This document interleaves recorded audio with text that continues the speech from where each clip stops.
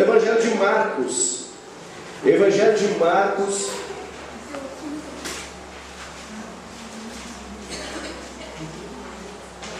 Evangelho de Marcos,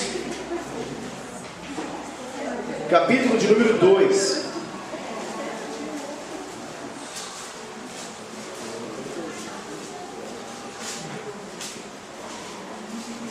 Evangelho de Marcos, depois de Mateus, antes de Lucas. Amém. Creio que você conseguiu achar Marcos, capítulo 2. Nós vamos ler alguns versículos, e esses versículos estão a partir do versículo 14. Marcos, capítulo 2, a partir do versículo 14.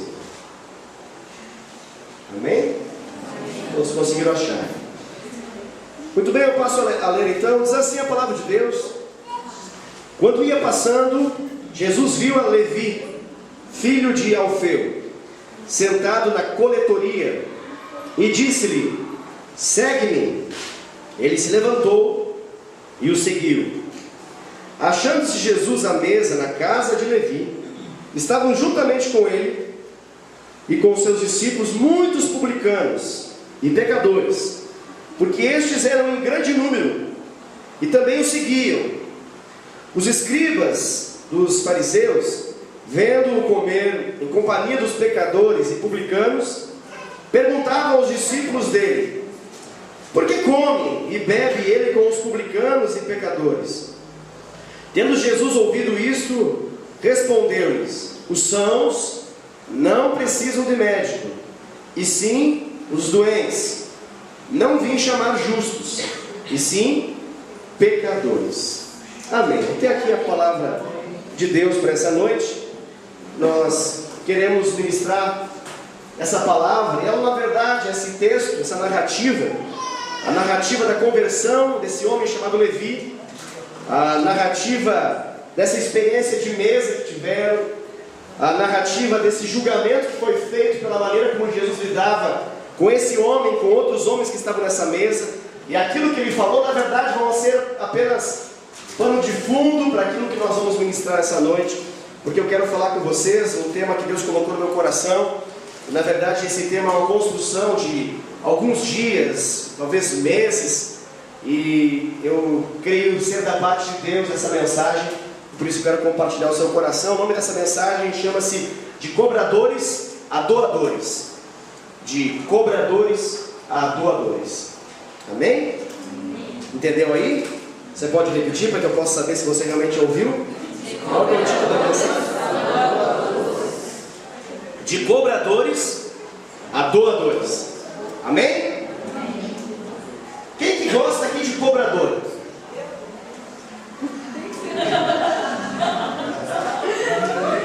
Qual de vocês gosta de receber assim a presença, a telefonema de um cobrador? Alguém que está ali para poder cobrar você? Ninguém levantou a mão, talvez alguém não entendeu primeiramente a pergunta e ficou meio assim, né? O Thiago é um cobrador, então ele gosta, com certeza, ele entende disso que está sendo narrado aqui. Mas tirando o Thiago, que é um cobrador, eu imagino que ele, na posição de ser cobrado, naturalmente também, diante dessa pergunta, se gosta de um cobrador fazendo o seu papel de cobrança, naturalmente, a maioria de nós, se não todos nós, vamos responder que não, nós não gostamos muito, não. E por que nós não costumamos gostar desses cobradores? Porque assim, normalmente os cobradores, eles chegam no momento mais difícil da nossa vida. Você já percebeu isso? Mas quando a coisa está feia, apertada mesmo, aí então, eis que chega quem na sua vida? O cobrador. O cobrador. E como que ele chega? Às vezes ele chega através de uma mensagem.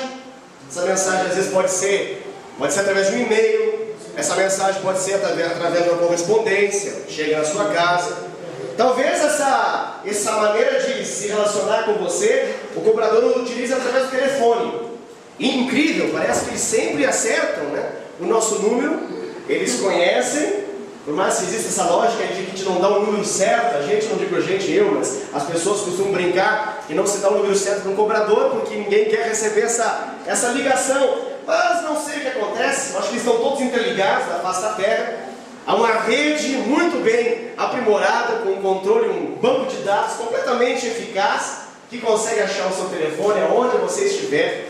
Então tem pessoas que são surpreendidas de vez em quando, trocam de linha telefônica, trocam de número de celular, e de repente, sem mais, sem menos, eis que chega uma ligação para você, e essa ligação é de alguém que está cobrando. Não é tão comum mais, nós temos um mundo mais tecnológico, então já não é tão comum, mas no passado era muito comum da visita de cobrança. Ainda existe, dependendo da situação, ainda existe a visita de cobrança. Mas a visita de cobrança, sim, é uma das coisas talvez mais delicadas desse processo todo. Porque é o telefone um pouco impessoal, por carta ainda menos, mais impessoal, mas fisicamente o cobrador ele vem normalmente no momento que você não está muito bem.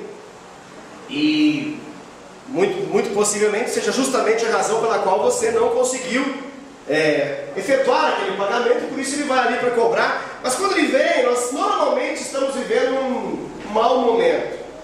E você sabe, né, algo que parece que é do pensamento coletivo, de que esses cobradores, eles são tanto oportunistas. Então, diante dessa situação, por mais difícil que esteja, por mais complicado que seja o momento que nós estejamos vivendo, eles costumam, não todos, mas na maioria das vezes, costumam se aproveitar dessa situação para poder cobrar juros exorbitantes, abusivos, e daí se dá muitos processos para poder julgar o tal dos juros envolvidos numa cobrança.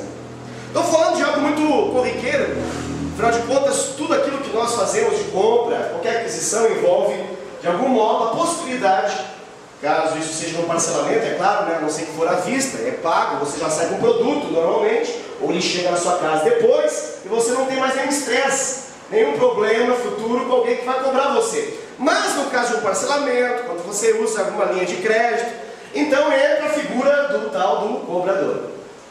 Por que eu estou falando isso? Porque, apesar disso ter aumentado muito, e segundo as estatísticas, o número daqueles que devem hoje é enorme, essa realidade de cobrança, ela não é tão nova. Na verdade, desde o primeiro século aqui da era cristã, no primeiro século nós já tínhamos aqui um homem, essa passagem bíblica que nós lemos, chamado Levi. E ele era um cobrador. Ele era um cobrador de impostos. Olha que profissão interessante, hein? Ele era um cobrador de impostos. Mas veja bem, ele não era cobrador de impostos de um governo da sua própria nação. Ele desempenhava um serviço para o seu próprio povo. Mas na verdade, ele cobrava impostos. Essa cobrança de impostos era do governo romano. Então ele era um cobrador de impostos do governo romano.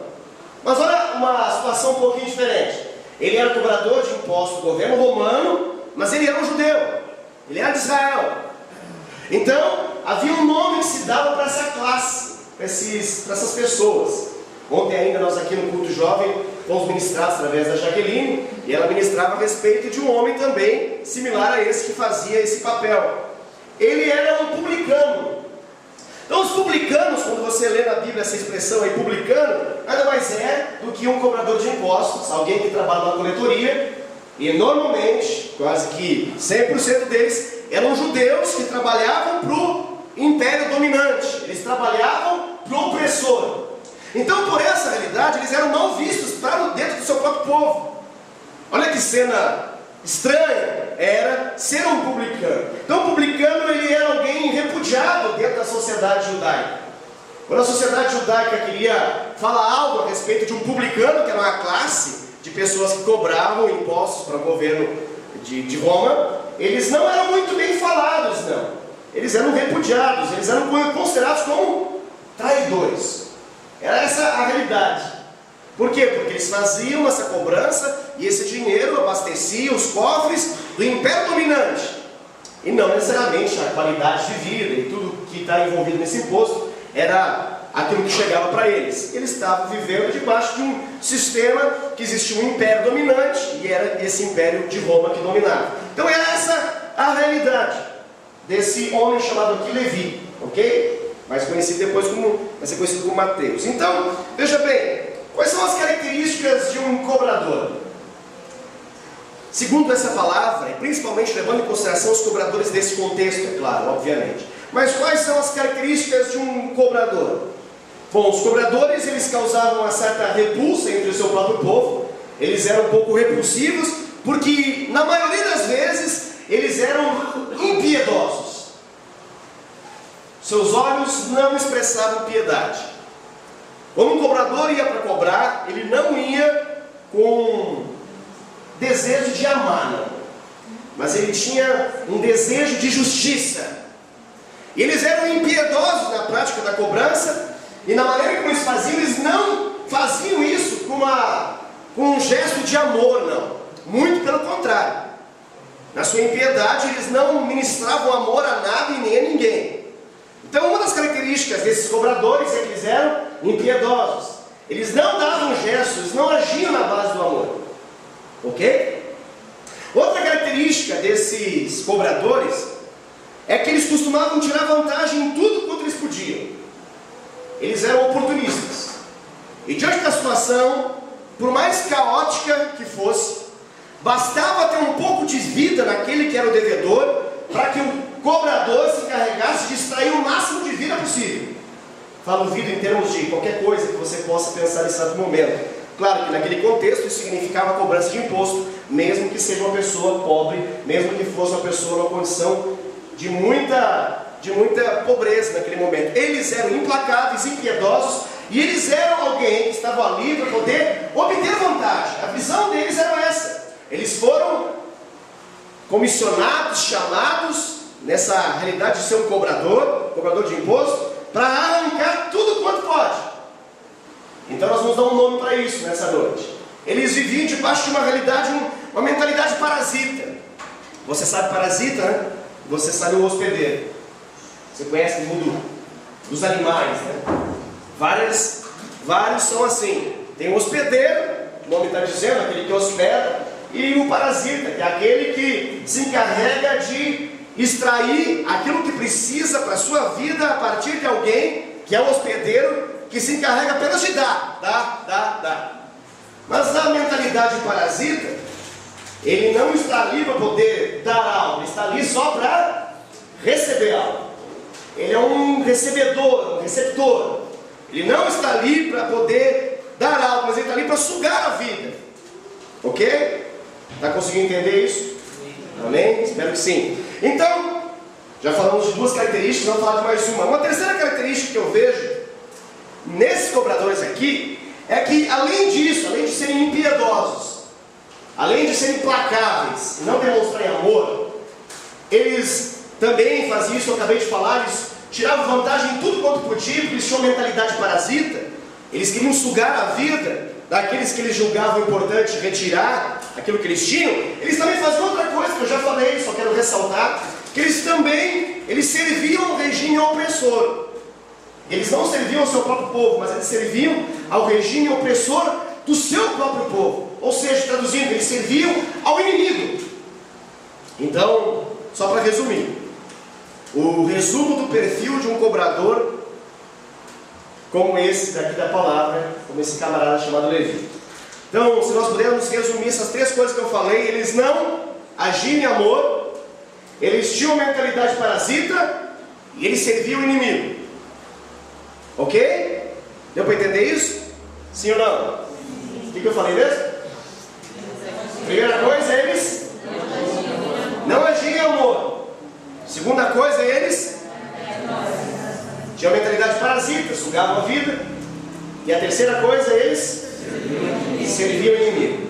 Grava essas três coisas, porque eu não estou muito preocupado em falar de Levi propriamente dito, mas eu estou interessado em falar a partir dessa experiência de um homem que foi transformado de um cobrador em um doador. Amém? Então, dito isso, vamos a alguns pontos importantes para que você possa entender. Primeira coisa importante para você entender: Jesus ama os cobradores. Diga aleluia, Tiago. Jesus ama os cobradores. Todos aqueles que cobram, desde aqueles que cobram VT, daqueles que cobram ali o valor do vale transporte, aqueles que cobram no caixa. Deus ama os cobradores. Jesus se importa com os cobradores. Você sabia disso? Todos eles. Todos cobradores. Todos eles. Independente do que cobram, quanto cobram e como cobram, Jesus ama eles. E apesar de nesse contexto, a realidade aqui é uma realidade de corrupção. Eu sei que você não sabe o que é corrupção. Você nunca ouviu falar disso. Isso não é comum, nem a seu ouvido. Nunca se aproximou de uma nação que tenha corrupção. Eu sei disso.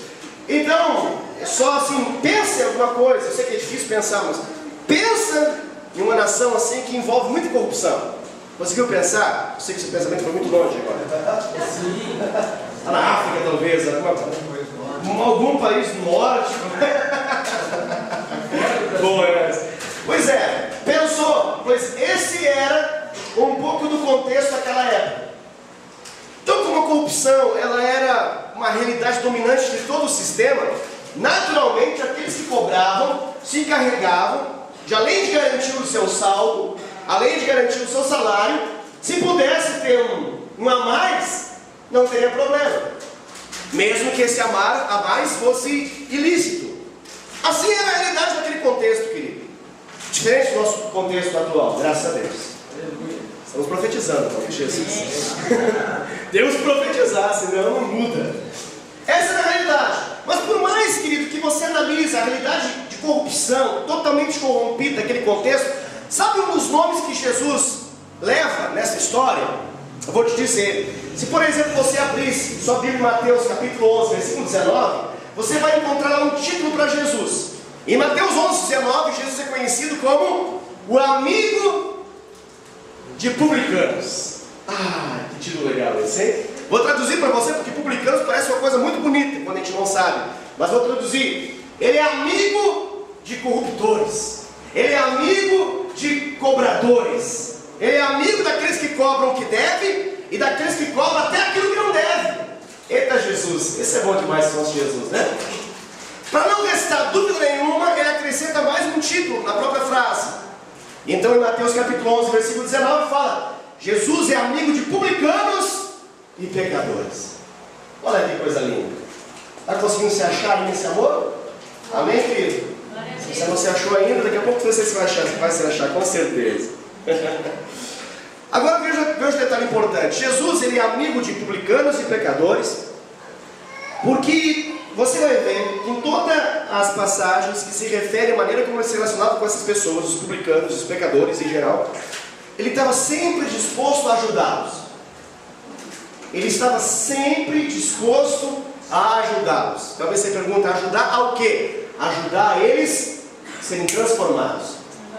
Jesus estava sempre disposto a ser agente de transformação. Qual transformação, pastor? A transformação de...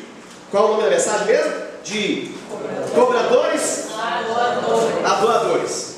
Então cada vez que você ouve na palavra Jesus se relacionando com publicanos, que são cobradores de impostos, e pecadores das mais diferentes espécies de pecado, saiba que ele não apenas está ali porque ele gosta simplesmente da companhia, tanto daquelas pessoas quanto das suas atitudes, mas ele ama aquelas pessoas, mas não ama as suas atitudes. E por isso, cada vez que ele se relaciona, cada vez que Jesus se relaciona com os publicanos, e cada vez que Jesus se relaciona com os pecadores, ele está ali para poder transformá-los.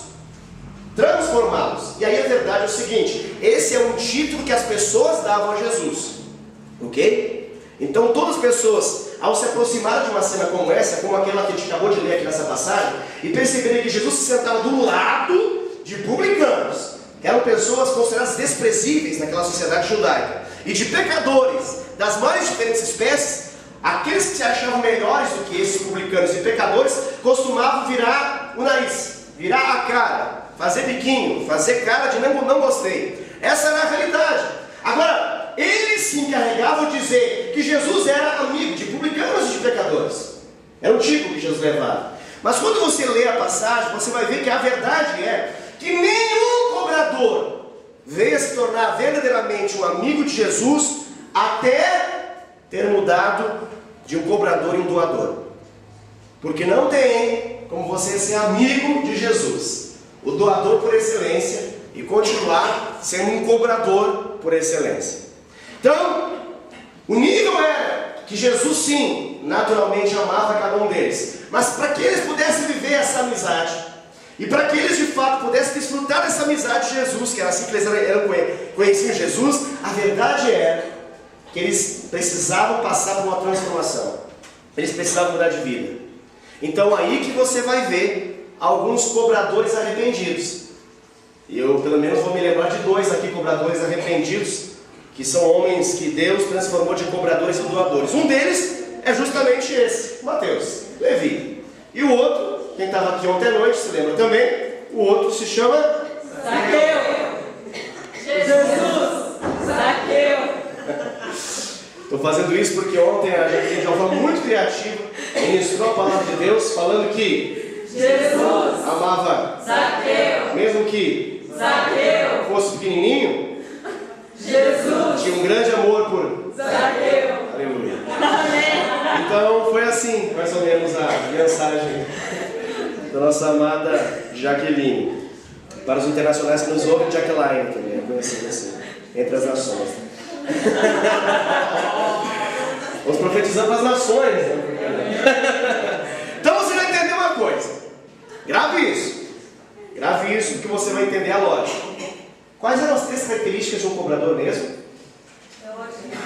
Eles não agiam em amor, tinham mentalidade parasita, eles serviam em inimigo. Comecei falando que agora Jesus ama os cobradores, ok? Grave isso. Esse é o primeiro ponto da mensagem. Por mais simples que seja isso, você precisa ter uma revelação disso. Jesus ama os cobradores, ao ponto que quer transformá-los em doadores. O segundo ponto dessa mensagem, baseado naquilo que eu falei dos 3 pontos iniciais, que eu fiz apenas um comentário. O segundo ponto é o seguinte: nós já temos tudo. Nós já temos tudo. E por isso nós podemos doar. Amém? Amém? Amém. Talvez você não entendeu ainda, você vai entender, fique tranquilo. Mas nós já temos tudo. E por isso nós podemos doar. Seria ilógico você esperar que alguém que não tenha nada doe alguma coisa. Você não concorda comigo? Porque quem não tem nada, também não tem nada a dar. Mas quem tem tudo, você acha que pode dar? Pois é. Então eu repito, nós, em Cristo Jesus, temos tudo. Então nós podemos doar, querido. Então nós podemos doar. Para que você possa entender um pouco melhor, abra sua Bíblia em Efésios, capítulo 1, versículo 13. Faz uma passagem bíblica, Efésios capítulo 1, isso mesmo, Efésios capítulo 1, versículo 13. Achei que tinha falado errado, mas é isso.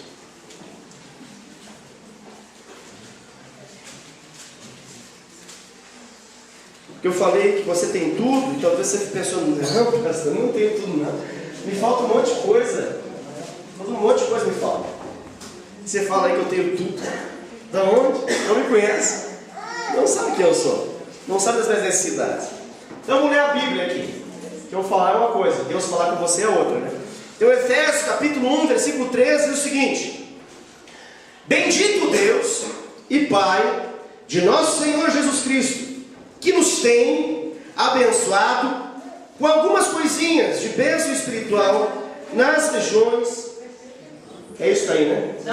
Não está aí, não está aí. Não, desculpa, eu li errado. Vamos lá de novo. Bendito Deus e Pai de nosso Senhor Jesus Cristo, que nos tem abençoado meia boca com algumas coisas. Errado também. A Bíblia está errada. Alguém me dá uma Bíblia de verdade? Essa minha aqui está com um vírus. Entrou um vírus aqui, mudou o sistema, a programação mudou aqui. Não, vamos ler a Bíblia verdadeira, né? Que é a que você tem aí.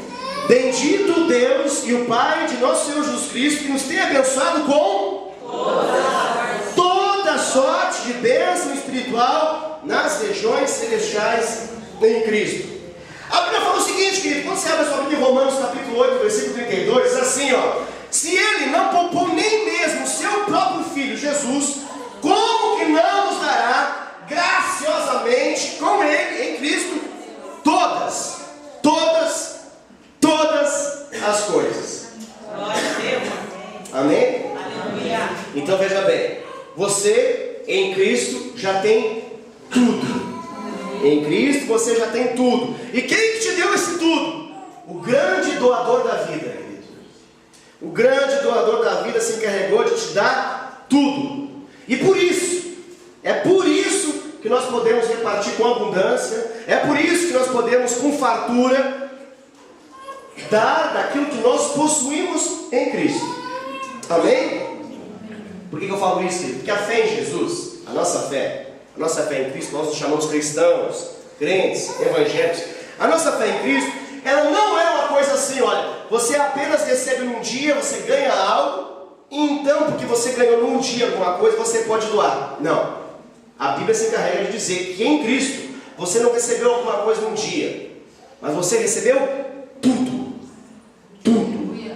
Tudo. E por ter recebido tudo, na mesma medida que você conhece o coração de Deus, na mesma medida que você descobre que o coração de Deus já te deu tudo em Cristo, então, certamente você vai ficar no mínimo impactado por essa revelação e vai querer começar a sair da realidade de um cobrador, que tem 3 características mesmo, que são elas: falta de amor, uma mentalidade parasita e que serve ao inimigo. Então, com certeza, à medida que você reconhece, por revelação de Deus, que em Cristo, Deus, o grande doador da vida, em abundância que nós temos, Ele se encarregou de dar tudo que nós precisamos. Tudo já nos foi dado em Cristo. E está para nós como algo que está lícito e que pode ser pego gratuitamente. Ai, que coisa maravilhosa isso. Tenta imaginar você uma cena. Eu sei que você vai gostar dessa cena. Tenta imaginar você agora no mercado, um big, um mega, um ultra, um mercado enorme. Conseguiu imaginar um mercado enorme? Não sei que você consegue imaginar um mercado. Tem alguns mercados muito grandes em Curitiba. Não sei se você já foi para algumas outras nações. Tem algumas nações que você vai que é assustador o tamanho dos mercados. São grandes mercados. Tenta imaginar você ter lá departamentos, mais departamentos, mais departamentos de coisas, das mais diferentes situações, das mais diferentes coisas que você precisa para a sua vida, e elas todas estão de graça. Oh my God! Jesus! Que maravilha, né? Nós estamos fazendo isso agora, nós estamos atrás de algumas coisas, porque a gente está fazendo uma reforma lá em casa, então a gente precisa de várias coisas, meu Deus, várias coisas. Então a gente se encarrega de ir em vários desses grandes mercados, as grandes marcas, e se encarregar de fazer então aquela pesquisa boa de preço, né, para poder você conseguir o melhor preço, os valores talvez em oferta, com coisa boa, bonita e barata, né, padrão BBB. Né? Então, essa é a lógica, mas tenta imaginar se isso existisse, né? Imagina, mercado de coisas à sua disposição. É justamente essa ideia que Deus está nos dando. Mas diferente de uma coisa legal para a sua casa, que você tanto espera, ou de uma roupa bacana, ou de uma comida que você nunca comeu, que você tem um desejo de comer, mas é algo muito caro, que você gostaria de aproveitar esse tempo de graça no mercado tão especial como esse, o que Deus está falando aqui é que espiritualmente tudo já foi te dado e está à sua disposição no mercado chamado regiões celestiais. Talvez você pense, eu entendi, pastor, é depois que eu morrer. Porque quando eu morrer, eu vou para as regiões celestiais, não é? É verdade. Eu espero que você, pelo menos, tenha certeza que você vai para lá. Eu fico com não. Não quero causar confusão na sua mente. Eu espero que você vá para lá junto comigo, que nós vamos, em nome de Jesus. Vamos morar nessas regiões celestiais, na Nova Jerusalém. Mas, enquanto isso, na sala de justiça, estamos nós aqui e precisamos aprender algo. Precisamos entender que isso aqui que está falando é para a vida hoje, agora. É isso que Jesus fala em João capítulo 10, versículo 10, quando diz assim: Jesus veio para nos dar vida e vida em abundância. Que coisa maravilhosa. Que coisa fantástica. Agora, a verdade é o seguinte: para tudo, porque isso você fala glória a Deus. Isso talvez é a grande mentalidade dominante da nossa geração. Nós, eu falo nós, abrangendo todas as igrejas, ou talvez não todas, mas a grande maioria das igrejas, ou talvez não todas as igrejas, igrejas como instituição, mas a grande maioria do povo de Deus, que pode fazer parte de algumas igrejas, de outras igrejas, mas no geral, nós amamos essa ideia. Nós amamos a ideia de descobrir que Deus em Cristo nos deu tudo. Então, nós passamos a vida, às vezes aqui na terra, reivindicando como bons cobradores. Batemos nas portas dos céus e dizemos: Senhor, vimos aqui cobrar, porque é direito nosso, é nossa herança. Fazemos até canções para poder dizer para Ele que Ele tem que nos dar. Não é? Criamos até expressões para isso. Vamos criando algumas expressões para poder ficar completamente saciado de que tudo aquilo que Ele tem para nós vai chegar até nós. Aí talvez você pensa: pastor, você está batendo nessa teologia? Não. O que eu estou batendo é se nós temos apenas essa mentalidade. Porque naturalmente você não consegue dar nada que você não tem.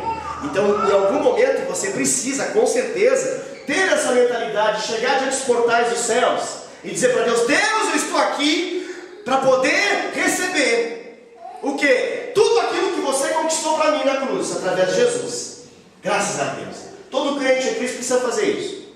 O problema é que a maioria dos crentes só faz isso. Passa a vida inteira cobrando de Deus e das pessoas tudo aquilo que eu espero receber delas. Então, eu me torno alguém como um cobrador, que não tem amor, que tem uma mentalidade parasita e que, pasmem, sirva o inimigo. Amor, parasita, inimigo. Pois bem, creio que você já está entendendo um pouco do contexto da mensagem. Queridos, a forma como Deus nos dá todas as coisas é a mesma forma como que Ele espera que nós possamos repartir aquilo que nós temos nele, aquilo que Ele nos deu, é o mesmo modo. Então nós não podemos receber algo de Deus, e reter dos nossos irmãos, e reter do mundo lá fora. Nós não podemos. Não tem lógica.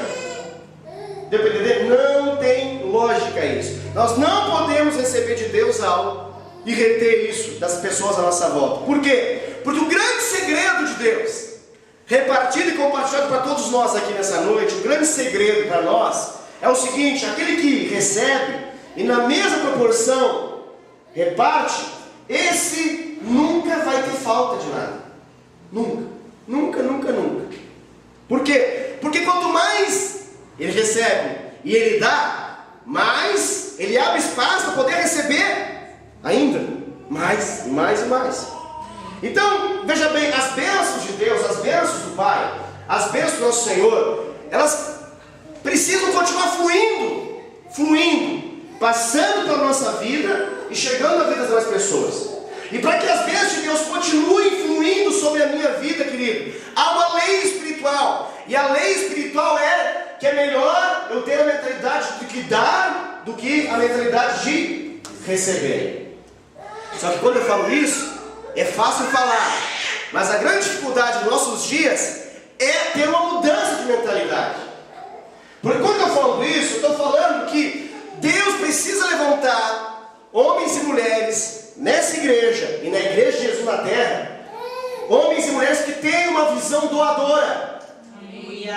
Porque nós não levantaremos uma igreja de ministros nessa geração se todos esses, entre aspas, ministros forem cobradores, que cobram, Deus e os homens, sem parar. Urgentemente nós precisamos que pelo menos as proporções dos doadores sejam maior do que as proporções daqueles que têm a mentalidade de cobradores. Porque imagine só uma igreja repleta de cobradores. Que triste, que ambiente de morte, de peso carregado é uma igreja em que a grande maioria, se não todos, é uma igreja com mentalidade de cobrança. Estão ali para cobrar. Estão ali para cobrar. Não estão ali para dá. Então, cada vez que alguma coisa acontece e essas pessoas com mentalidade de cobrador não são atendidas nas suas, entre aspas, expectativas, porque essas expectativas, na verdade, são formadas pelo seu próprio egoísmo, seu próprio ego. Então, essas pessoas se acham o direito de ficarem de mimimi, ficarem de bico, estilo Tobalo. E o triste disso tudo, querido, é que como um profeta de Deus, a gente fica triste. Porque na condição de pastor, eu fico assim, ai meu Deus do céu, puxa, a gente está errando com fulano, a gente está errando com ciclano, ai meu Deus, nós não somos tão bons, ai meu Deus, o que a gente pode fazer para melhorar, Senhor? A gente ora, busca Deus, jejua, faz um monte de coisa. Pede, Deus, nos dá uma capacidade de olhar para as pessoas todas. Senhor, aumenta, estica no meu coração a capacidade de ver a necessidade de todo mundo. Eu não quero que ninguém fique triste comigo. Eu não quero que ninguém fique triste com a igreja. Eu não quero que ninguém fique triste com a visão que o Senhor tem nos dado. Pelo amor do Senhor mesmo, Senhor. Por favor, me ajuda, me ajuda. Essa é a minha visão de pastor. Mas a minha visão de profeta é, pelo amor de Deus, para com isso. Pelo amor de Deus, até quando? Porque uma criança, que ontem a gente comemorou o dia delas, né?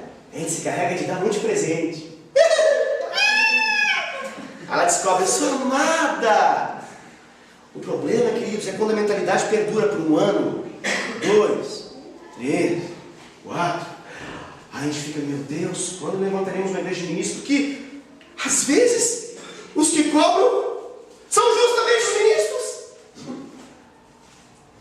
São aqueles que nós justamente intitulamos como ministros. E para intitular como ministros, nós estamos intitulando como aqueles que são doadores e não cobradores. Então, se, entre aspas, o povo cobra, é uma coisa, mas quando os ministros são os que mais cobram, alguma coisa está muito errada. Muito errada. Porque é fácil, queridos, presta atenção em mim, isso aqui é muito importante. É fácil nós olharmos algumas igrejas televisivas e dizemos para eles, isso é igreja de mercado. É aquela igreja que você entra no mercado, tem um monte de prateleira e você pega só aquilo que quer. Então você quer o quê? Libertação, você vai na campanha da libertação. Você quer a cura divina, então você vai na campanha da cura divina. Você quer a prosperidade financeira, então você vai na campanha da prosperidade financeira. Você quer a restauração familiar, então você vai no curso de restauração familiar. Então é a igreja de mercado. Essa igreja tem um giro muito forte, a igreja rodoviária, tem sempre muita gente, não necessariamente os mesmos sempre. Porque quando eles são atendidos e alguma coisa não acontece, mudou o pastor, mudou a maneira como o pastor prega, alguma coisa acontece, aonde esse povo vai para outra igreja que possa novamente dar aquilo que a gente precisa receber. Ó o nome, receber. Ok? É fácil para a gente, comunidade, olhar para essas igrejas e falar, não, essas igrejas, olha, estão com um grave problema. Porque é um povo que tem uma mentalidade muito miserável. É fácil para a gente, porque a gente costuma achar que a gente não é assim. Só que o nosso sistema muda, porque nós não temos a campanha da libertação, nós não temos a campanha da cura, nós não temos a campanha da prosperidade. O que nós temos aqui? Nós temos a esperança que o pastor faça tudo aqui para a gente. Nós temos aqui a esperança que o pastor possa me visitar sempre que eu preciso. Nós temos a esperança que o pastor possa ir sempre na minha célula. Nós temos a esperança que o pastor possa ser melhor um dia. Nós temos a esperança. E quando isso não é atendido, você já entendeu, né? O que a gente fica? Tô babo. Tô babo, tô no direito de ficar babo aqui, porque eu fui cobrar e ele me veio com esse negócio todo aí. Ah, não, pastor, é assim não. Me pega no colo, me faz carinho, cafuné, me chama de meu amado. Querido, essa é a minha versão pastor, eu estou aí para fazer isso. O problema é quando a gente faz isso sempre.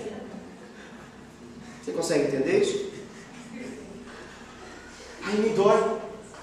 Me dói porque no meio desse processo todo, você pega ministros e você descobre que eles são cobradores. E aí você faz aquela oração de Jesus: até quando, Senhor? Até quando?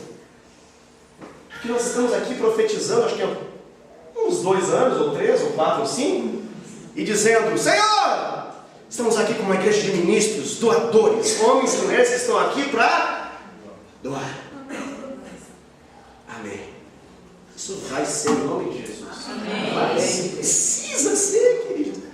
Precisa ser, porque o que mais me entristece na condição de pastor é que a minha expectativa, sinceramente falando, é que alguém um dia pensasse: eu não vou mais para a igreja. Aí eu fosse lá e a pessoa falasse: pastor, eu não vou mais para a igreja porque você é um adúltero. Puxa, aí sim, até não, está certo. Vai embora, pelo amor de Deus, deixa que o juízo caia sobre a minha cabeça. Eu tinha expectativa de um dia chegar para uma pessoa, chegar para ela, ela falar assim: pastor, eu não vou mais na sua igreja, pastor. Por quê? Porque o senhor é um pilantra, o senhor é um roubador. Nunca ouvi isso, filho. Nunca. Você vai conversar com as pessoas? Por que não vai? Graças a Deus. Pretendo nunca ouvir em nome de Jesus. Pretendo fazer. Mas você vai para as pessoas, o que elas falam?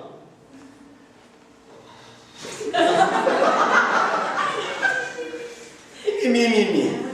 É isso aí. Parece o Chaves. Na hora vem 2 sentimentos: o pastoral e o profético. Naquele momento, claro que eu sou pastoral, mas aqui no púlpito a gente é profético. E a gente espera que as pessoas possam entender um pouco os processos. E possam entender que a questão não é com o pastor. A questão não é com a visão do liderado. A questão não é com o pastoreio. A questão não é com a estrutura. A questão não é com a frutificação ou a falta de frutificação. A questão é com você, meu cara. A questão é com você. Estreitou geral. Estreitou geral. Nessa hora de falar: está falando! Deus está falando. Ai, Jesus. De graça. Essa pregação é daquelas que se fica: ai, Jesus. Eu falei que ela era de dias, né? Na verdade, de meses. Eu construí ela, mas ela já vem com muita coisa, acho que faz algum tempo. Mas eu queria que você pudesse entender isso. Primeiro ponto: Jesus ama os cobradores, tá? Aleluia. Amém, queridos? Amém. Aleluia. Jesus e pastor, vou colocar assim também, né? Para não ficar dúvida nenhuma. Não, você pensa que o pastor te odeia, né? Você que é um cobrador que está me ouvindo? Mas ele, tá aí, ó, me odeia, só Jesus me ama mesmo. Não, querido, Jesus te ama e eu com certeza te amo também, mas eu não quero virar uma igreja televisiva. Eu não quero ser uma igreja que é monstruosa, é cheia de pessoas vazias. Eu quero, no nome de Jesus, uma igreja cheia de pessoas cheias de Deus. Isso é porque simplesmente tem uma igreja cheia, televisiva, a gente vai lá morrendo de fazer campanha para poder pagar a TV. Aí você vai ver a vida das pessoas: não sei, não vai para frente, estou aí fazendo, não tá, já participei da corrente, já fiz um monte de coisa, já entrei em toda a visão, agora eu subi os degraus, a escada do sucesso, não tive sucesso nenhum.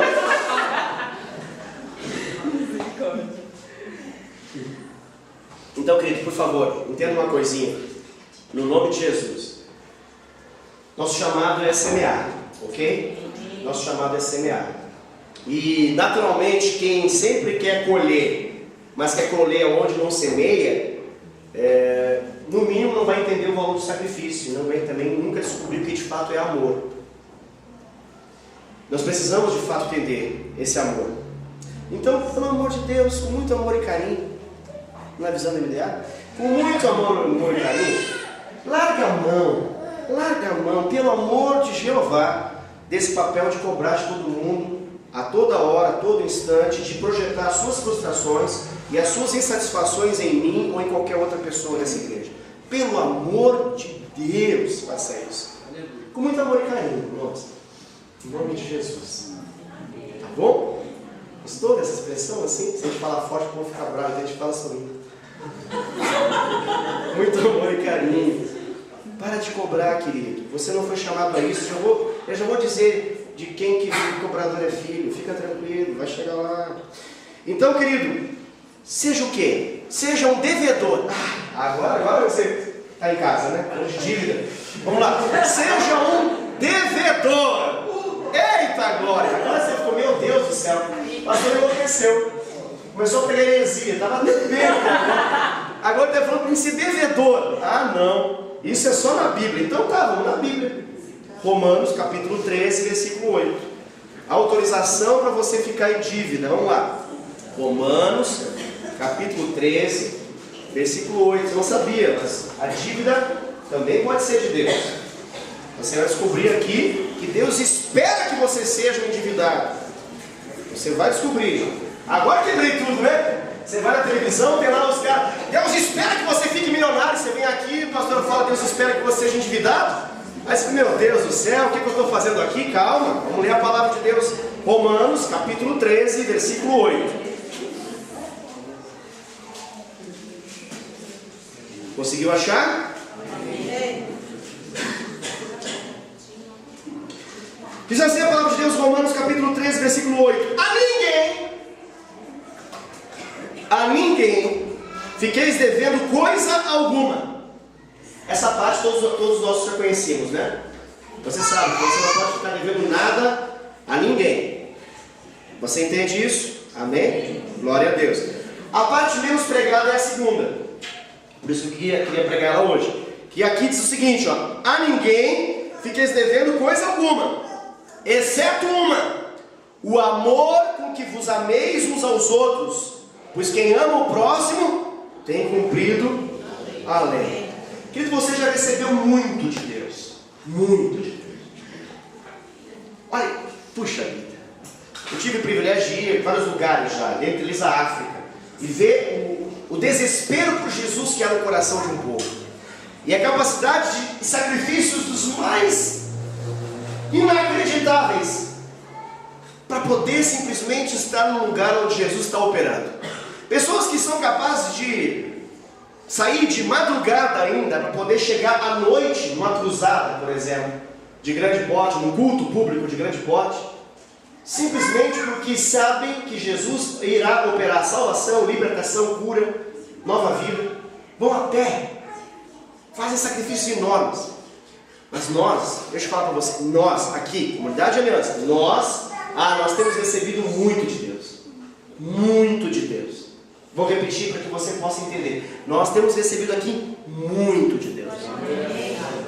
Vamos lá. Ele te criou, Ele te salvou, Ele te transformou, Ele te capacitou e Ele te enviou também, para que você possa dar daquilo que você recebeu. Portanto, querido, a partir de hoje, em nome de Jesus, seja um eterno devedor de uma coisa: desse amor que alcançou você. Seja devedor desse amor, querido. Nós não podemos ficar devendo nada a ninguém, segundo essa palavra, mas nós podemos e devemos ficar devendo uma coisa, porque é uma dívida eterna que nós precisamos se encarregar de ficar pagando ela por toda a vida, que é o amor com que Ele nos amou. Querido, a verdade é o seguinte: a menos que, ou seja, até que você entenda e compreenda por revelação que você já tem tudo aquilo que você precisa, nunca você poderá desenvolver uma vida doadora enquanto você não entender isso. Traduzindo o que eu acabei de falar. Enquanto a revelação de Deus, de que você já tem tudo aquilo que você precisa em Cristo Jesus, enquanto ela não chegar, nós vamos ser dominados pela mentalidade parasita. E na mentalidade parasita, nós vamos ficar sempre procurando algum hospedeiro. Pode ser até o pastor hospedeiro, pode ser o líder da célula hospedeiro, pode ser os irmãos da igreja hospedeiro, pode ser a vida das demais pessoas à nossa volta hospedeiro, então até mesmo Deus, por que não? O grande hospedeiro. E nós vamos procurar sempre ficar recebendo, sugando, tirando, até que cansou o hospedeiro, a gente fala: seu hospedeiro ruim, eu vou procurar um hospedeiro. Então, como uma pulga que pula de um cachorro para o outro, ou de um sanguessuga que sai de um animal para o outro, ficamos em busca de novos hospedeiros sempre, porque estamos eternos insatisfeitos. E aqui está um princípio espiritual. A causa de muita insatisfação é a mentalidade parasita. Porque essa mentalidade parasita, ela é dominada por um senso de insatisfação eterno, em que nunca nunca nada pode nos suprir. Nunca nada pode nos suprir. Quando na verdade, às vezes a gente está comendo coisas tão poderosas e estamos falando assim: ah, esse pão vivo, ah, esse maná, ai, que coisa, ah, isso é uma pregação, ah, isso é um culto. Não sei se você já provou um povo assim, acho que sim, né? No deserto tinha um povo de Israel assim, come, se alimenta assim, panturra e fala: que coisa. Por quê? Porque é dominado por uma ideia de que venha a mim o meu reino, e que seja feita a minha vontade, aqui na terra, e aqui na terra, e aqui na terra. Porque no céu com certeza não é assim. Então, querido, só é possível fazer parte dessa dinâmica doadora de Deus quando nós entendemos que nós somos originalmente grandes devedores. Amém? Amém. Nós somos grandes devedores. Fica meio chato, não fica meio chato quando a gente é assim um grande devedor, fica cobrando de alguém? Não dá um constrangimento? Pois é, essa é a revelação que precisa acontecer em nossa vida. Agora, não fica fora de senso, fica muito fora de bom senso uma pessoa extremamente devedora ter a audácia de ficar cobrando de tudo e de todos. Não é um pouco insano isso tudo? Vamos à Bíblia então de novo? Bíblia, né? Ninguém briga com ela. Com o pastor não está brigando, mas com a Bíblia não. Mateus capítulo 18. Mateus capítulo 18, versículo 23. Essa é Bíblia, tá? Palavra de Deus.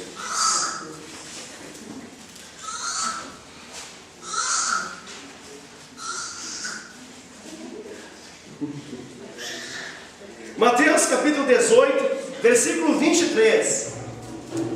Há uma parábola aqui em relação ao reino de Deus. Você sabe que nós somos parte do reino de Deus. Olha o que diz isso, olha o que diz a palavra. Jesus fala a respeito dela. Diz assim, ó: por isso o reino dos céus, o reino de Deus, é semelhante a um rei. Está comigo, né? Mateus capítulo 18, versículo 23. É semelhante a um rei que resolveu ajustar contas com os seus servos. O rei resolveu ajustar contas com os seus servos. Veja bem. E passando a fazê-lo, trouxeram-lhe um que lhe devia $10.000. Ok. Está lendo no caso ali, tá? Só para você associar com dinheiro. Não tendo ele, porém, com o que pagar, ordenou o Senhor que fosse vendido ele, a mulher, os filhos e tudo quanto possuía, e que a dívida fosse paga através da sua escravidão. Uau! Que forte isso, né? Forte isso. Aqui fala de uma dívida. Essa dívida é o pecado. Em função do pecado, veio uma escravidão. Essa é a realidade que Jesus está falando. Olha o que acontece agora. Então, veja bem. Então o servo, prostrando-se reverente, rogou ao rei e disse: seja paciente comigo e tudo te pagarei. Lembra o dia da sua conversão? Que você falou: Senhor, tem misericórdia de mim, descobri que eu sou um pecador e preciso de um Salvador. Eu te reconheço como sendo meu Senhor, meu dono. Eu aposto em Ti, reconheço que eu sou um grande devedor. Eu reconheço que eu nunca poderia pagar tamanho amor, mas eu quero receber por fé esse amor. O que aconteceu? O que aconteceu? O que aconteceu? Vamos lá então. Diz assim a palavra de Deus no versículo 27. O Senhor daquele servo compadecendo-se, ou seja, se encheu de compaixão, de amor, mandou-o embora e lhe perdoou a dívida. Glória a Deus. O Senhor, vendo a nossa prostração diante dele, reconhecendo a nossa culpa, o Senhor resolveu fazer o quê? Não tem mais dívida. Jesus da cruz, o que ele fez? Rasgou a cédula de dívida que era contra nós. Glória a Deus. Você não tem mais dívida, querido? Ai, que delícia. Isso é uma delícia. Agora olha só. Parece que Jesus sabia desse negócio no século XXI que acontece em algumas igrejas evangélicas mais próximas da sua casa. Olha lá, olha ali, isso é grave. Veja bem, olha o que está acontecendo aqui. Saindo, porém, aquele servo encontrou um dos seus conservos, ou seja, servo tanto quanto ele. Encontrou um dos seus conservos que lhe devia $100. Quanto que lhe devia? $10.000, é uns 20 mil reais.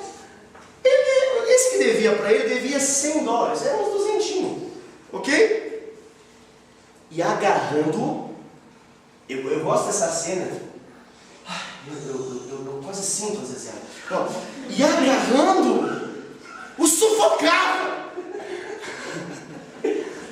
dizendo: paga-me o que me deves. Paga-me o que me deves. Então, o seu conservo, caindo-lhes aos pés. Parece alguma cena que fala assim: não, por favor, não vá embora. Não, nos dê uma chance. Tá bom. Então, o seu conservo, caindo aos pés, lhe implorava: tenha paciência comigo. Eu já vivi esse negócio. Tenha paciência comigo. Eu vou pagar, eu vou ser melhor. Ok? O que acontece? Então, ele, entretanto, não quis. Antes, indo-se, errei aqui a leitura. Antes, indo-se, o lançou na prisão, até que saudasse a dívida. Lançou a cadeia sobre esse outro servo, dizendo: não, até que salde a dívida que você tem comigo, eu não te dou o direito de você se ausentar de mim. Olha só o que acontece. Versículo 31. Vendo seus companheiros, graças a Deus pelos companheiros,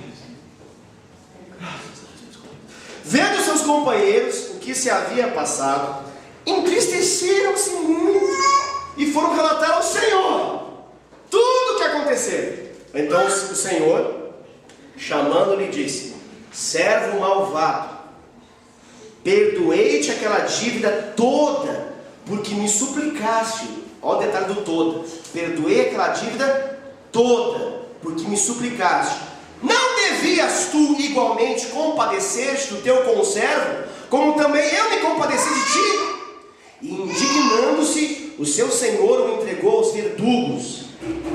São torturadores esses verdugos aqui, para você entender um pouquinho melhor.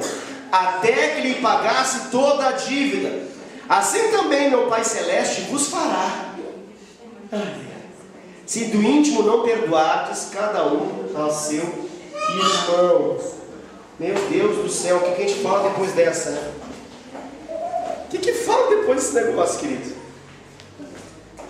Eu só tenho algumas coisas para falar.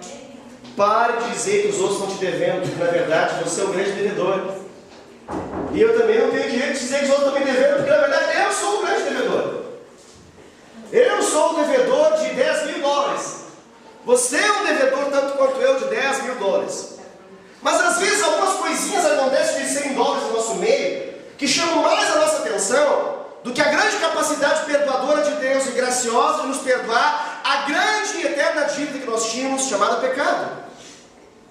Você consegue entender o que eu estou falando? É uma linguagem figurada, mas eu sei que você é muito inteligente e com certeza você consegue entender o que eu estou dizendo. Sabe o que acontece, querido? O cobrador, ele passa a viver na insatisfação. Um cobrador não é satisfeito. É satisfeito o cobrador? O cobrador pode responder: querido, cansa esse negócio de ficar cobrando. Eu era supervisor de cobrança, cansa mais ainda, Tiago. Se os cobradores, eles aguentam 6 meses e já estão pedindo água, tenta imaginar, eu era supervisor de um call center de cobrança de banco. Só os pepinos chegavam para mim. Você aguenta um negócio desse? Não dá, sabe por quê? Porque é insatisfeito demais essa vida que gira em função de cobrança. É horrível demais. Viver em função de cobrar os outros. Todo tempo. É muito ruim. O que acontece? Você é lançado numa secura, num deserto. Aqui eu estou falando de uma escolha da alma, ok? Eu estou falando da atitude do coração. Eu estou falando de cobrança, sentido, também devendo, pastor, eu falo para o irmão, eu prestei R$200 para você, não estou falando desse tipo de cobrança, ok? Creio que você está entendendo. Estou falando de outras cositas más que acontecem durante o processo de uma igreja e que a gente fica muito de cara, bravo, chateado, porque as coisas não estão indo bem. Aí parece que vai morrer. Aí você descobre, porque falou uma frase um pouco atrevida, falou para mim uma palavra, não gostei do modo, esse negócio do modo é uma coisa incrível. Meu Deus do céu, até quando?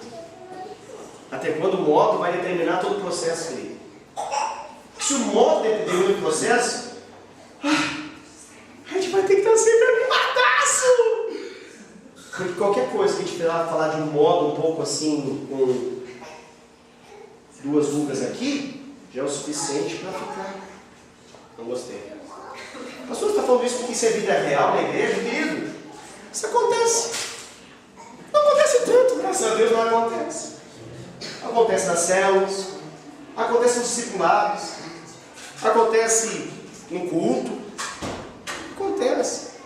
A gente vai no discipulado, o discipulador falou algo para o discípulo, uma discipuladora falou algo para a sua discípula.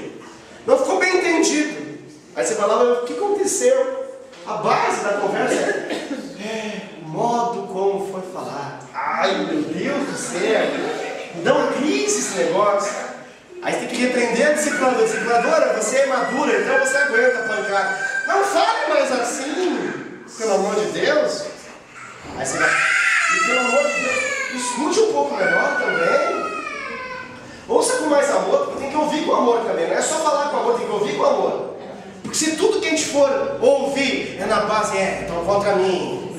Essa pregação foi pensando em mim. Ele estava lá em casa, na casa dele, pensando, ele vai pregar.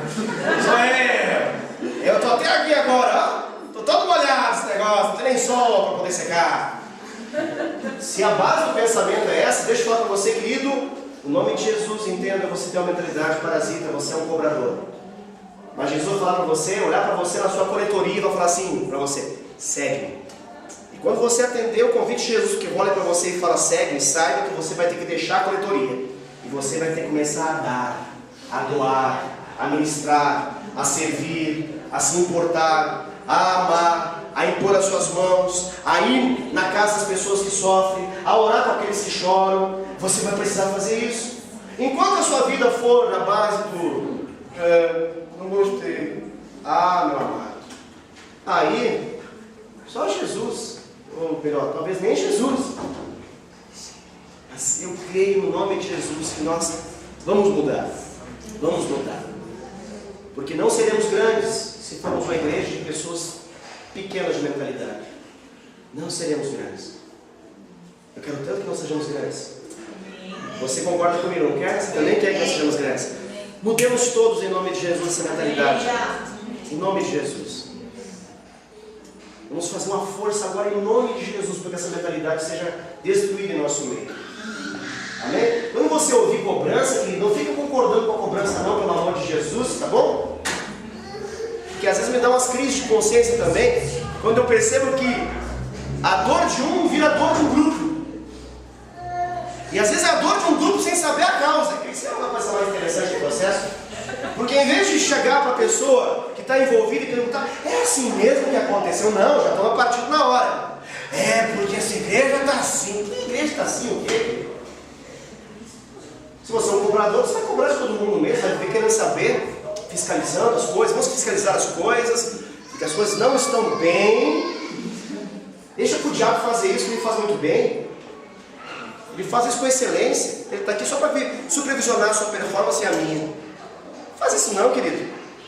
Pelo amor de Deus. Vamos viver de forma satisfeita, prazerosa, para que o nosso ambiente seja cada vez mais aprazível e não desprezível. Em nome de Jesus. Pastor, faltou um detalhe, sim, faltou. O último, para arrematar, eram 3 detalhezinhos, né? Primeiro faltava amor, né? O cobrador, ele não cobra com amor. Ele cobra na brasa da justiça, o sangue no olho. Você tem que me pegar. Justiça seja feita. Não tem amor. Então esse cara tem que descobrir que Jesus amou ele. E avançou para um segundo ponto. Não apenas disse que amou, mas pagou totalmente a dívida desse cobrador. Porque esse cobrador é um devedor. Tem que se ver assim. É por revelação. Nós não vamos ter a mentalidade de um doador se antes não tivermos uma mentalidade de um grande devedor, que foi completamente saciado em Cristo Jesus. Porque o segundo ponto que eu falei é que Jesus já nos deu em Cristo, nós recebemos em Cristo Jesus todas as coisas, tudo já nos foi dado, está nas regiões celestiais. Isso que é a mentalidade parasita, a mentalidade de sempre o outro tem que me atender às minhas expectativas, meus desejos. E para finalizar eu disse, o terceiro ponto, que O cobrador lhe servia ao inimigo. Querido, esse é o ponto talvez mais gritante de todos. Porque, assim como um filho se parece naturalmente com seu pai, os filhos de Deus se parecem naturalmente e sobrenaturalmente e espiritualmente muito com seu Pai Celestial. E o nosso Pai Celestial, Ele é um grande doador. Ninguém bate Deus na capacidade de dar. Ninguém bate Deus na capacidade de doar, e entregar, e amar. E a ideia que está por trás disso que eu estou falando é que, assim como o Pai é, o Filho assim também será. E mesmo que nós tenhamos entrado por essas portas com mentalidade de cobrador, o natural em Deus é que ao longo do processo, nós sejamos transformados de um cobrador em um grande doador. Por quê? Porque no meio desse processo, nós nos descobrimos um grande devedor. Você leu com atenção essa passagem que nós lemos ali de Mateus capítulo 18, versículo 23 a 35, que narrava duas dívidas de dois homens. Um que tinha uma dívida enorme, e o outro que tinha uma dívida pequena. O da dívida enorme, de $10.000, foi perdoado. Foi na rua e avistou um que devia $100. Foi lá e pegou, botou na cadeia. Os amigos chegaram e falaram para o rei: rei, olha, uma coisa muito ilógica aconteceu. Você perdoou 10 mil. Um outro chegou para ele que devia para ele 100 e ele não perdoou. E agora o que se faz? O rei vai e retira o perdão. Essa é a coisa mais grave, querido. Lembra da oração sacerdotal de Jesus? A oração que a gente costuma chamar de o Pai Nosso? Oração do Pai Nosso? Ele fala: perdoai as nossas dívidas como nós perdoamos aos nossos devedores, aos aqueles que nos têm ofendido. Essa é a grande questão, a grande sacada. Se eu entendo que eu fui perdoado totalmente daquilo que eu fiz, daquilo que eu ainda vou fazer, daquilo de grave que eu fiz, daquilo grave que eu vou fazer, querido, pelo amor de Deus, entenda que está em você também, já foi dado em Cristo a capacidade de ser tão perdoador quanto o nosso Pai foi ao perdoar você e ao me perdoar. Por isso, se tem um ambiente onde Deus opera, um ambiente onde as pessoas são perdoadoras, aí talvez você pense: eu entendi, pastor, então quando errar a gente perdoa. Não, querido, o coração perdoador está pronto para perdoar antes mesmo do erro vir. Porque Jesus fica: não, quando o erro acontecer, eu acho que eu vou perdoar. Não, querido, é um decreto, uma decisão que você toma no dia que você está bem. Porque no dia que está mal fica tudo meio bagunçado. Mas no dia que está bem, você decide: eu estou aqui e eu sou um perdoador. Então onde que eu sou um perdoador? Porque eu fui muito perdoado. E quem muito foi perdoado, tem muitas razões para poder perdoar aquelas menores dívidas que tem à nossa volta. Então talvez você pense: não, mas aquilo que fizeram comigo foi grave. Meu Deus, foi muito grave, $100. Para quem devia 10 mil? Algumas coisas acontecem que a gente tenta às vezes resolver no dia a dia da igreja, que são situações como essa. Uma dívidazinha, querido, um travezinho no relacionamento.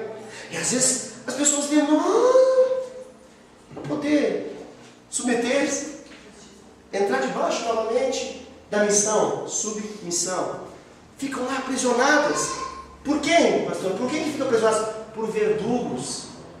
Essa é a coisa grave. Porque verdugos é o quê? É uma referência a demônios. Demônios.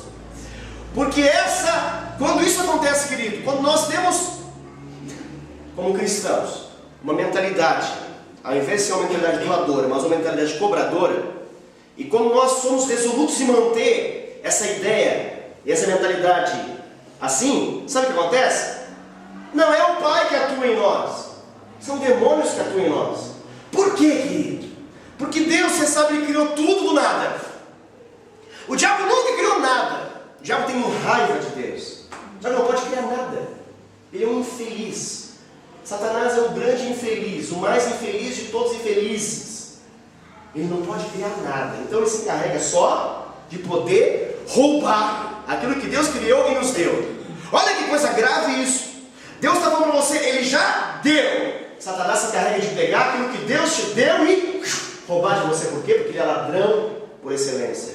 Esse ladrão veio para roubar, veio para matar, e ele veio para destruir. Então cada vez que nós cravamos no nosso coração alguns nhenhenhé, um mimimi, sabe que naquele momento mudou a estação espiritual. E mudou não só a estação espiritual, mas mudou também o Deus. O Deus Todo-Poderoso sai de cena e entra um Deus com letra minúscula, o Deus desse século, que segue o entendimento dos incrédulos e que também faz com que os cristãos venham deixar de frutificar na terra. Sabe qual é a razão de pouca frutificação? Nhenhenhenhenhenhenhen, o nome dela. Dá uma pregação isso para pregar um dia. Nhenhenhenhenhenhen, outro nome de mensagem. Mas futuramente tem que se passar com o tempo para não ficar muito agressivo o negócio. Amém? Nhenhenhenhenhenhen é o nome da razão de tanta infrutificação. Infrutíferos. A gente fala assim, não, por que a gente não cresce tanto? Eu vou falar, querido, sabe por quê? Porque a gente é uma bomba nas mãos de Deus, mas a gente prefere detonar ela na vida do irmão. Uma bomba nas mãos de Deus. Eu olho para cada um de vocês e meu Deus do céu, são melhores do que muitos que eu conheço na face da terra. Só que fala, ai, pastor, por mim, pastor.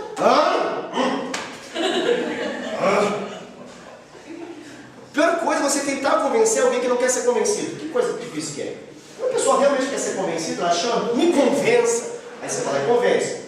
Mas quando ela vai só, eu quero só ser ouvido, eu quero reclamar. Vem aqui, bota seu ouvido aqui com o pinico, que eu vou reclamar. Pelo amor de Jesus, sai dessa mentalidade. Porque essa capacidade de reclamar, querido, ela é o adubo da miséria. Sabe o adubo? Faz a plantinha crescer. Reclamar é o adubo da miséria. Amém? Grave isso, frase de Facebook. Tá? Reclamação é o adubo da miséria. Gostou, Pior? A reclamação é o adubo da miséria. Por que a casa fica uma miséria? Por que os relacionamentos ficam familiares ficam uma miséria? Porque é só reclamação. O esposo olha para a esposa, mas vai. Você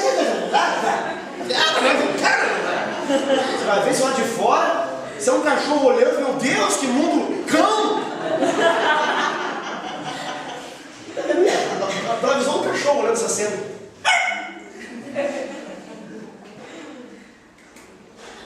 Tem casos que é assim.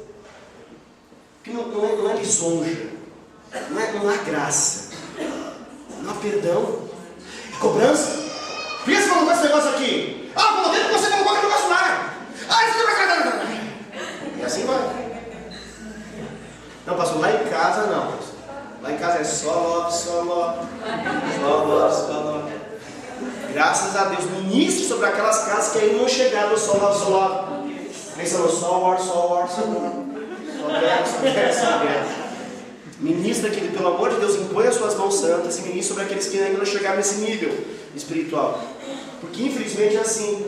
O triste, meus amados e queridos irmãos, que a mentalidade dominante, ela faz com que você ministre assim.